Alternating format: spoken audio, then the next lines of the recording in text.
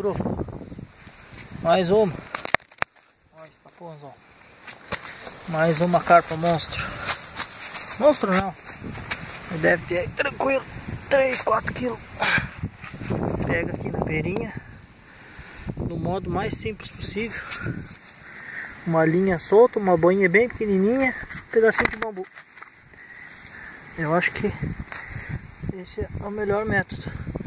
A minha lá toda chique, uma vara telescópica, uma boia bonita, um empate, chumbadinha, não tá funcionando.